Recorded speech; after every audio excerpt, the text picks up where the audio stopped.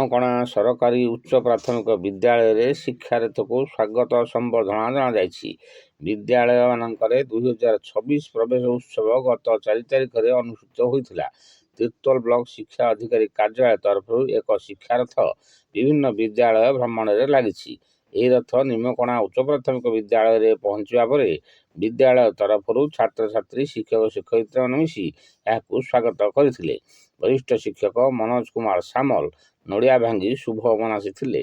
ଉକ୍ତ ବିଦ୍ୟାଳୟର କୁନି କୁନି ପ୍ରତିଭାମାନଙ୍କ ଦ୍ୱାରା ଓଡ଼ିଶୀ ନୃତ୍ୟ ସଙ୍ଗୀତ ପ୍ରଦର୍ଶନ କରାଯାଇଥିଲା। ଉପସ୍ଥିତ ଛାତ୍ରଛାତ୍ରୀ, ଅଭିଭାବକ ଓ ଦର୍ଶକ ଏହାକୁ ଉତ୍ସାହର ସହ ଉପଭୋଗ କରିଥିଲେ।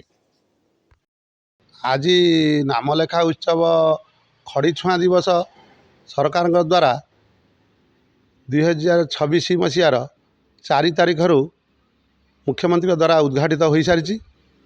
ଆମର ବିଓ ଅଫିସ ତରଫରୁ ଶିକ୍ଷାରଥ ଅଭିଯାନ ପ୍ରତ୍ୟେକ ବିଦ୍ୟାଳୟକୁ ନିର୍ଦ୍ଧାରିତ ସମୟରେ ପହଞ୍ଚୁଛି।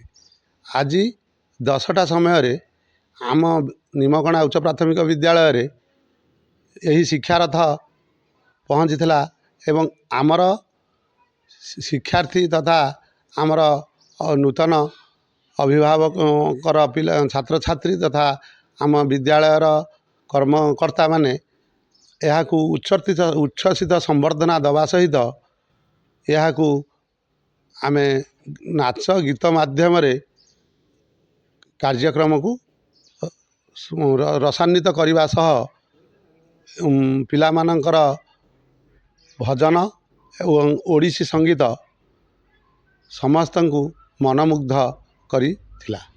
Bureau report, news plus Odia.